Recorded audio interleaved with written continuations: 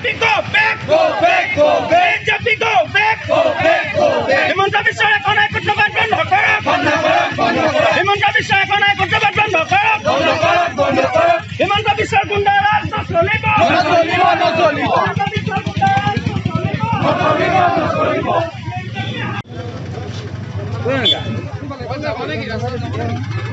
সমাজখন হৈছে গণতান্ত্ৰিক ব্যৱস্থাৰ দ্বাৰা পৰিচালিত হয়। আমাৰ সংবিধানত আছে যে আমি এতিয়া যেনেকৈ কথা কৈ আছোঁ, সেই কথা কোৱাৰ বাক স্বাধীনতা আমাৰ সংবিধানত মৌলিক অধিকাৰ দিছে। গতিকে আমি কথাবিলাক কৈছোঁ। আমি বিভিন্ন অঞ্চলত ভাৰতবৰ্ষৰ নিৰ্বিঘ্নে বিনা বাধাই আমাৰ চলা ফুৰা কৰাৰ এটা আমাৰ অধিকাৰ সংবিধানে প্ৰদান কৰিছে। তেনেস্থলত আমাক বাধা দিয়াৰ অৰ্থটো কি? আমি ভাবিছোঁ যে বিজেপি শংকিত হৈছে চলিছিল আৰু সেইটো আমি দেখিছোঁ পদে পদে মৰিয়নিৰ পৰা, যোৰহাটৰ পৰা, মাজুলীৰ পৰা, লখিমপুৰৰ পৰা সকলো ঠাইতে এই যাতে ন্যায় যাত্ৰা বিফল হয় তাৰ বাবে শাসকীয় ষড়যন্ত্ৰ আৰম্ভ হৈ গ'ল।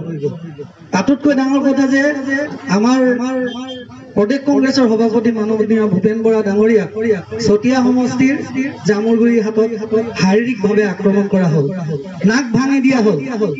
তেখেতৰ নাকৰ পৰা তেজ আমি তেখেতৰ চোলাত পৰা দেখা পালোঁ। কিন্তু এইটো কি বস্তু? আমি গণতান্ত্ৰিকভাৱে ৰাহুল গান্ধীৰ নেতৃত্বত এটা ন্যায় যাত্ৰা চলিছে। এই ন্যায় যাত্ৰা হৈছে সমগ্ৰ ভাৰতবৰ্ষৰ নিষ্পেষিত ভোকিত যিসকল জনতাই যি ধৰণে চৰকাৰৰ পৰা যি লাভালাভ পাব লাগিছিল সেইখিনি পোৱা নাই, তাৰ কাৰণে এক ন্যায় যাত্ৰা ৰাহুল গান্ধী ডাঙৰীয়াই কৰিছে। যি ধৰণে গণতন্ত্ৰক হত্যা কৰা হৈছে, জুডিচিয়াৰীক হত্যা কৰা হৈছে, প্ৰশাসন যন্ত্ৰক হত্যা কৰা হৈছে, সেইখিনি যাতে নহওক তাৰ বাবে এটা ন্যায় যাত্ৰা তেখেতে গণতান্ত্ৰিকভাৱে আৰম্ভ কৰিছে।